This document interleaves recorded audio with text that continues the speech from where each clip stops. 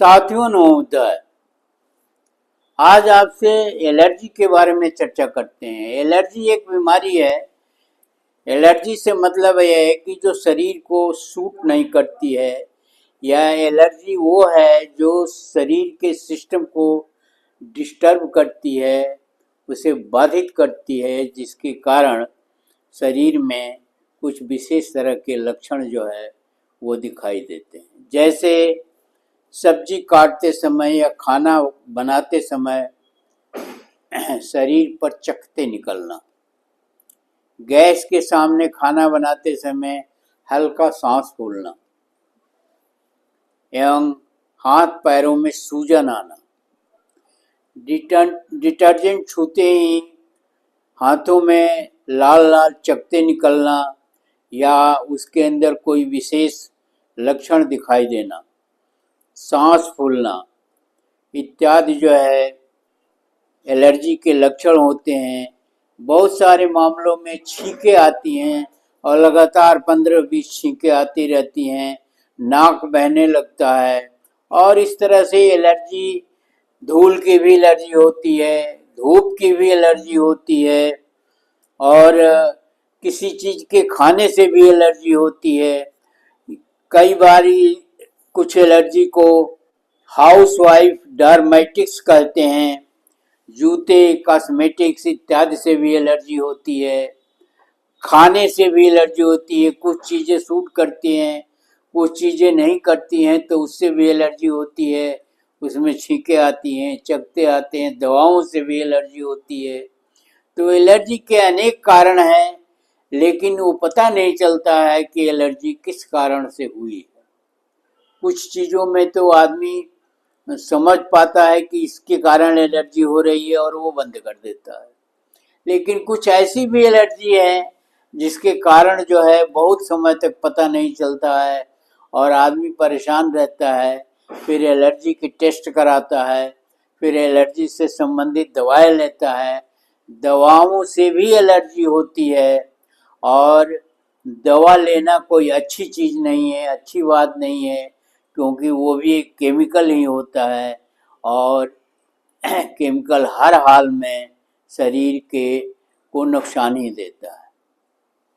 तो दवाएं होती हैं पेन किलर, जो दर्द को ठीक कर देती हैं। एलर्जी के लिए भी होती हैं, जिससे छींकें आना बंद हो जाता है, या वो एलर्जी नहीं होती है, लेकिन अगर दवा बंद कर दीजिए और फिर वही काम करिए तो फिर वो एलर्जी हो जाती है। तो अस्थाई इसका इलाज जो है वो भी नहीं है। कुछ समय के लिए तो इलाज हो सकता है, लेकिन अस्थाई एलर्जी की कोई अस्थाई दवा नहीं है, कोई अस्थाई इलाज नहीं है।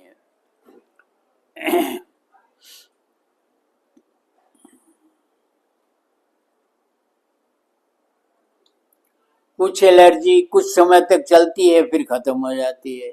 कुछ एलर्जी 48 घंटे तक चलती है, 2 दिन तक चलती है, 3 दिन तक चलती है, फिर ठीक हो जाती है। तो कारण खत्म हो जाता है तो एलर्जी भी खत्म हो जाती है। एलर्जी किस चीज से हो रही है, ये काफी दिनों बाद पता चलता है या पता ही नहीं चलता है। जैसे डस्ट एलर्जी है, बाहर निकले आप, हल्की धूल है, नहीं होगा, लेकिन अगर तेज धूल है तो हो जाएगा। पर एलर्जी, सारी एलर्जी का कारण जो होता है वो वायु प्रदूषण होता है।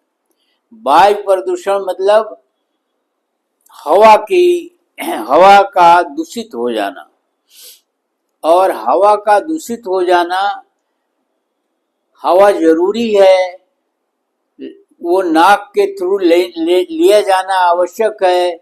वो सांस मतलब प्राण वायु है, तो हवा के बिना तो काम ही नहीं चलना है। लेकिन अगर उससे एलर्जी होती है तो उसके लिए कुछ देसी दवाइयाँ ज़्यादा कारगर होती है अपेक्षाकृत अंग्रेजी दवाओं के। तो उन देसी दवाओं को लेना चाहिए। इम्यूनेशन कमजोर होने के बाद भी एलर्जी होती है। इम्यूनेशन मतलब रोग प्रतिरोधक क्षमता अगर कम हो जाती है तो उसके कारण भी एलर्जी होती है। तो रोग प्रतिरोधक क्षमता वाली चीज़ें इस्तेमाल करिए, जैसे नींबू खट्टा है, साइट्रिक एसिड है, वो रोग प्रतिरोधक क्षमता को बढ़ाता है। अदरक, आंवला, लहसुन, ये सारी चीजें जो है रोग प्रतिरोध क्षमता को बढ़ाता है और बढ़ा करके उससे संबंधित एलर्जी को ठीक करता है। हेरिडिटिकल, अनुवांशिक एलर्जी भी होती है, जो पिता और माता को होती रही है वो बच्चे को भी होती है। तो उसमें पिता और माता से वो बातचीत करके ये पता किया जा सकता है कि ये एलर्जी किस चीज़ से होती है और वो उसके लिए क्या दवा जो है उन्हें उपयुक्त रही, उसका भी अध्ययन किया जा सकता है। मौसम से भी एनर्जी होती है। जब मौसम बदलता है, जलवायु बदलती है, खान पान बदलता है, तो उससे भी एलर्जी होती है। और ये सारी चीज़ें जो हैं, कुछ एलर्जी पता चल जाती है, कुछ नहीं पता चलती है। जैसे अगर जलवायु परिवर्तन होता है तो आपके श्वसन में प्रॉब्लम होती है, आपके फेफड़ों में प्रॉब्लम होती है, आपके चमड़े में प्रॉब्लम होती है, स्किन पर प्रॉब्लम होती है, तमाम तरह की प्रॉब्लम होती है। तो इस तरह से एलर्जी जो है, एलर्जी का मतलब ये होता है कि वो चीज आपको उपयुक्त नहीं है, सूट नहीं कर रही है। अगर वो परिस्थिति खत्म हो जाती है तो कुछ केसेज में एलर्जी भी खत्म हो जाती है। तो एलर्जी एक लाइलाज रोग है और इसके संबंध में बहुत सावधानी बरतने की ज़रूरत है। जो ही आपको पता चलता है कि इस चीज़ से हमें एलर्जी हो रही है, उसको तुरंत बंद कर दें। और चाहे वो खान पान हो, चाहे वो जगह हो, चाहे वो अन्य चीज़ें हों, तो उसका एक उपचार, कारगर उपचार यही है कि एलर्जी के कारणों को जो है वो समाप्त कर दिया जाए, तो एलर्जी जो है ठीक हो जाती है और उसमें कोई व्यवधान नहीं होता है और आदमी स्वस्थ महसूस करता है। इसलिए नियमित रूप से नींबू का सेवन करना चाहिए। आंवला के दिनों में आंवला खाना चाहिए। अदरक हमेशा खाना चाहिए। काली मिर्च का सेवन करना चाहिए। ये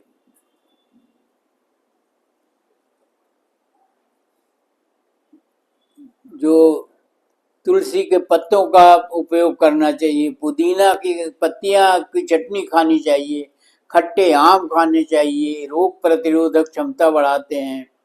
और साथ ही जो ग्रीन टी हो, चाय है, वो लेना चाहिए, वो भी प्रतिरोधक क्षमता बढ़ाता है। तो इस तरह से बहुत सारी, लहसुन लेना चाहिए। तो इस तरह से बहुत सारी चीज़ें, देसी दवाएं हैं जो किचन में आपके उपलब्ध हैं, जो आपके घर पर उपलब्ध हैं, उसका सेवन ज़्यादा फायदेमंद है अंग्रेजी दवा खाने की बजाय। वीडियो को ध्यान से पढ़िए, समझिए, इस पर अमल भी करिए। और अगर चैनल को सब्सक्राइब न किया तो सब्सक्राइब कर लीजिए। वीडियो को शेयर और लाइक करना न भूलें। धन्यवाद। जय भारत, जय संविधान।